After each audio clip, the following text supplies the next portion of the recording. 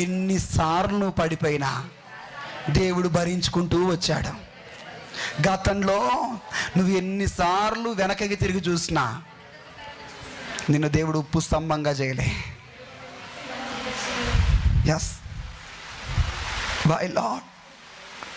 పేతురు, ఎందుకు ప్రభా నన్ను ఎంతగా భరించుకుంటూ వచ్చావు? ఆ నీళ్ళలో చెయ్యి వదిలిపెట్టొచ్చు కదా.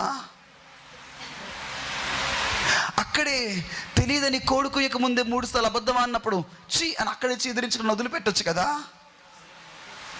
పునరుద్ధానమై నేను చూసిన తరువాత కూడా మరలా వలబట్టుకొని మరలా వెనకకి తిరిగి వెళ్ళిపోతూ 3 సంవత్సరాల క్రితం వదిలిపెట్టిన వలను మరలా చేతిలోకి తీసుకొచ్చి మరలా వెళ్తున్నప్పుడు అప్పుడైనా వదిలిపెట్టేయచ్చు కదా.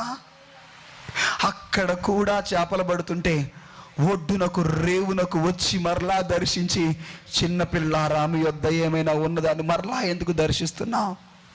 ఎందుకు నన్ను భరించావు?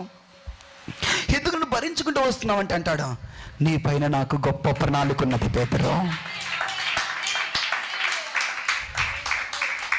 నిన్ను ప్రభు ఎందుకు సహించుకుంటూ భరించుకుంటూ క్షమించుకుంటూ నేను ఎందుకు బ్రతికించుకుంటూ వస్తున్నాడో తెలుసా? నీపై దేవునికి గొప్ప ప్రణాళిక ఉన్నది. నీపైన దేవునికి గొప్ప సంకల్పం ఉన్నది. నిన్ను వదిలిపెట్టాలంటే క్షణంలో వదిలిపెట్టొచ్చు.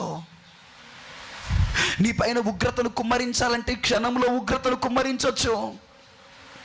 ఎన్నిసార్లు వెనక్కి తిరిగి చూసావు, ఒక్కసారి ఉప్పు స్తంభంగా మార్చొచ్చు. కానీ ఎందుకు భరిస్తున్నాడో తెలుసా? నిన్ను ఎందుకు సహిస్తున్నాడో తెలుసా? గొప్ప ప్రణాళిక ఉన్నది బిడ్డ నీ పైన. యేసయ్యకి